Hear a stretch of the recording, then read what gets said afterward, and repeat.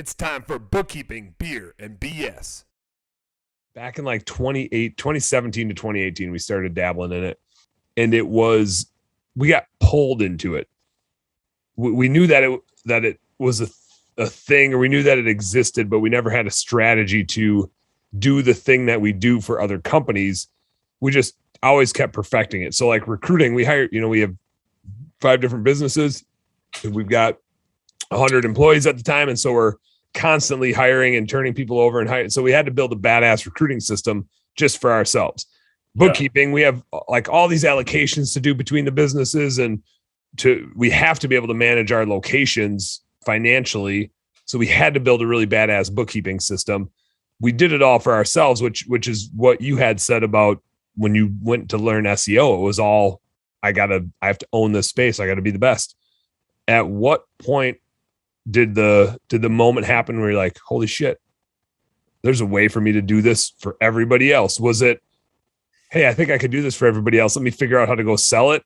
Or did somebody see what you were doing and be like, hey, can you help me with that out over here? That's a great question, because I've always had the heart to help other business owners. Because if I had the knowledge I have now 10 years ago, I'd have been like, oh, this is amazing, right? Right. I like to share and I like to give. So I really, truly enjoy helping other business owners. We're all a certain breed, right? We're all entrepreneurs. We all want to be successful.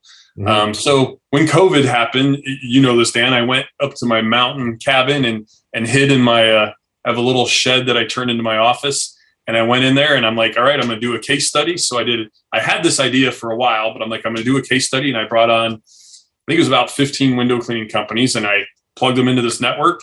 And then I measured the results and I got the case studies, and every single one of them within 30 days was just lighting on fire.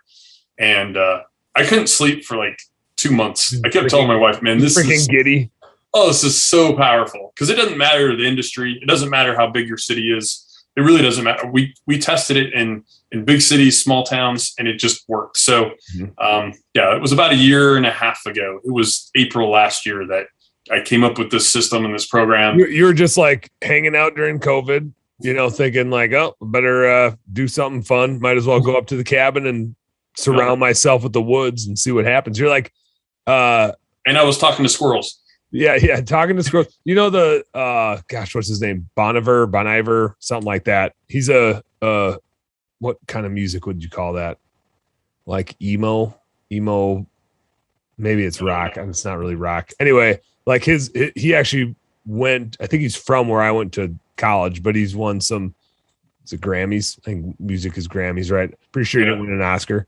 But he's got this like super mellow, weird kind of like whiny music, but his story, and I'm not a huge fan, but I was interested in his story because he went to school where I went to school, grew up there, and he would basically like go out into the woods and just like write an album, and just like bring weird instruments to make different sorts of sounds.